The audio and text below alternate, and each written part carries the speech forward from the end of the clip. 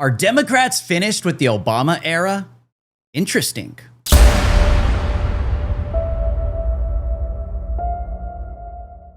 Democrats are tired of the party being run by Obama people. Bloom may be falling off the rose. Democrats are apparently tired of having their party controlled by people who were part of the Obama government. It's easy to see why. Obama and people in his orbit have basically been running the Democrat Party for almost 20 years, and now it's collapsing. Since 2016, they have lost to Donald Trump repeatedly. Before that, they lost control of Congress in 2 Tea Party wave elections. NBC News reports, Obama world loses its shine in a changing, hurting Democrat Party. After Kamala Harris entered the presidential race last year, she reached out to Barack Obama campaign operative Jim Messina to help lead her White House bid. But when Messina shared news of the vice president's offer with a friend, he received a stern warning. Quote, I said, Jim, if you get involved in this, it'll be political suicide. Democrat megadonor John Morgan, a longtime Harris critic, recalled of his conversation with Messina, who had served in Obama's White House and managed his successful 2012 re-election campaign. Quote, you're going to be a loser, and your whole shine is that you're undefeated. Messina declined the job, and after Harris's loss to Donald Trump, it may have not been a bad move after all. David P., long hailed as the brilliant architect of Obama's 2008 victory, served in a key role in Harris's campaign and is now among those tagged with a devastating defeat. While many Democrats still admire him and his successes, the harsh words punctuated a growing sentiment across a party searching for a path forward. Team Obama's bloom may be falling off the rose. More Democrats are openly criticizing Obama strategists and consultants, who were long treated as the high priests of their party's politics. Well, obviously, Barack Obama is outdated and rendered ineffective, mostly due to Donald Trump himself. But it's also the messaging, it's the rhetoric behind the Obama machine that bleeds until today with all of the race baiting and dividing and pinning Americans against each other. Speaking of chaos surrounding Barack Obama, 2 female Secret Service agents suspended after brawl outside Obama's DC residence. 2 female Secret Service agents have been suspended after getting into a brawl outside Barack Obama's DC residence that was captured on video and went viral online. A Secret Service spokesperson confirming to NBC News what they're calling an altercation between 2 active duty officers outside the home of former President Obama here in DC. I want to show you a video. These are the 2 officers like in a fight. We should be clear, NBC News does not have ownership of this video. The Secret Service says both officers involved are on suspension. NBC News reached out to the Obama's office. They are declining to comment. The incident occurred last Wednesday at approximately 2:30 a.m. while both women were on duty. The fight began when one officer, who was late to relieve her colleague, arrived in the wrong vehicle. In audio and video of the fight, one officer is heard calling for a supervisor, stating, quote, can I get a supervisor down to Delta 2 immediately before I whoop this girl's ass? Next thing you know, the 2 women are throwing punches.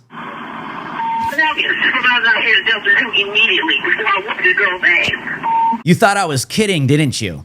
No, this is real. Well, Democrats are scattered, trying anything and everything to regain their footing. Liberal outlet Politico urges Democrats to create a shadow cabinet to counter President Trump. Suggestions include John Fetterman's wife. The progressive outlet Politico is urging Democrats to create a shadow cabinet to fight Trump. Perhaps they haven't heard, but the chair of the DNC announced that they are already doing that. He said this back in April, if you can remember. Hey, it's Ken Martin. I want to tell you about the People's Cabinet that the DNC is launching today. I have been traveling across the country nonstop since I started this job, and what I hear over and over is this.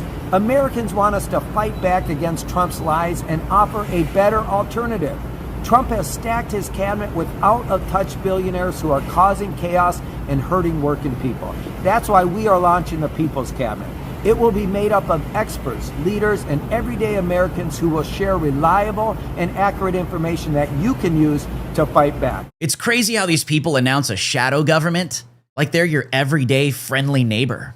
Psychopaths. The only difference between Politico's plan and the one the DNC chair already announced is who will be featured in this unconstitutional body. From Politico, as Democrats cast about for a strategy to thwart President Donald Trump's agenda, rebrand their party, and take back power, Senator Elisa Slotkin recently offered one intriguing idea: build a shadow cabinet. The shadow cabinet, as envisioned by the Michigan Democrat in an interview with Politico, could be composed of the ranking members of congressional committees who could then take the lead in challenging the Trump administration. It's a common feature of opposition politics abroad and could be a way for Democrats to flood the media zone and deliver a coordinated response to Trump's most wild maneuvers.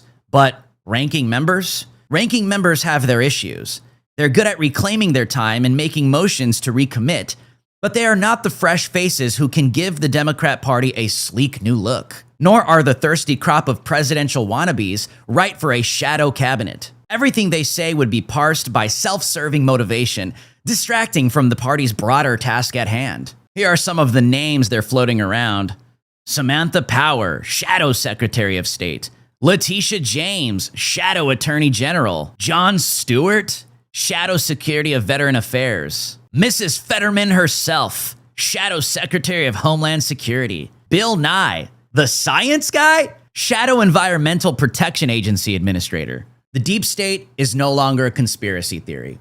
No longer is the shadow government or rogue entities and political operatives influencing U.S. policy.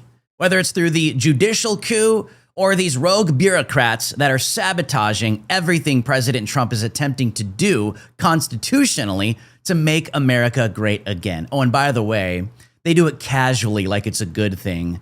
Like we are opposing fascism. We are opposing authoritarianism by installing authoritarianism and literally destroying all of your rights. Cancer, acne rosacea, multiple sclerosis, and rheumatoid arthritis are 4 different diseases in 4 different areas of medicine. What if they can all be treated with parasite medication, and that turns out for these diseases to be true? What if I told you that if you had a pet or ate sushi, you are more likely to have parasites? This means that a lot of our ailments that we experience every day are caused not by environmental issues, but by parasites as well. This is something Big Pharma does not want you to know about. I know many of us check off many of these boxes. This is why Purge is offering their new liver cleanse products for all of you out there that need to clear those toxins out once and for all. PurgeStore.com offers everything you need to cleanse and detox your body: powerful enzymes and probiotics, 15-day colon cleanse protocols, liver cleanse, and of course, the parasite cleanse.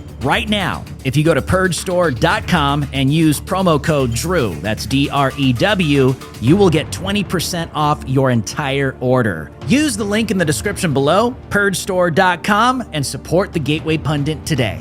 The Gateway Pundit is supported by the people, we the people, that is you, the American people. We thank you for your support. President Trump's Cryptozar, David Sachs, is now claiming Elizabeth Warren was behind Biden regime's anti-crypto agenda. In a fiery Fox Business interview on Tuesday, President Trump's newly appointed crypto and AI czar, David Sachs, pulled no punches, directly accusing radical leftist Senator Elizabeth Warren of running the Biden White House's infamous AutoPen and using it as a weapon to terrorize the crypto community. Sachs, the Silicon Valley entrepreneur turned pro-Trump policymaker, did not mince words during the interview. This is the financial system of the future, Jesse, and we have to encourage it.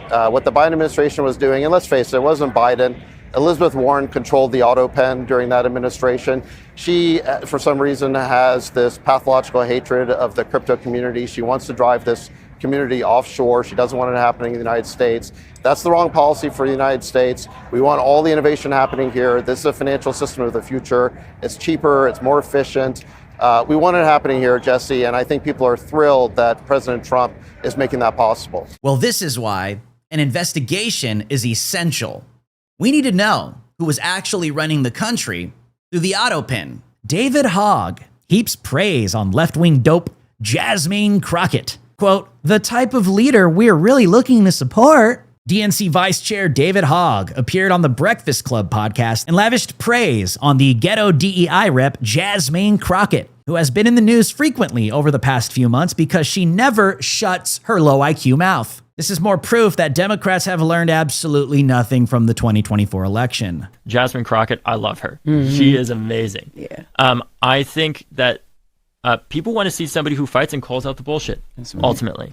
I think that's what Jasmine does, and we need a hell of a lot more people that are out there that are willing to do just that and call people out on their BS and not say, oh my God, Republicans are going to criticize me for saying this. Screw that. They're going to criticize you no matter what. So what we should be asking ourselves is, what are we really fighting for? Because we know it matters. And I think Jasmine is frankly the type of leader that we're really looking to support in some senses, right? Somebody who is out there that frankly doesn't give a damn what the other side, at least the elected Republicans in Congress say what they believe in. And at least even if you don't agree with her, you know what she stands for. Yeah. Because she makes it very clear. And people are really craving that right now. They don't want more politicians that say talking points that it doesn't even feel like they believe, or you don't even really know what they mean.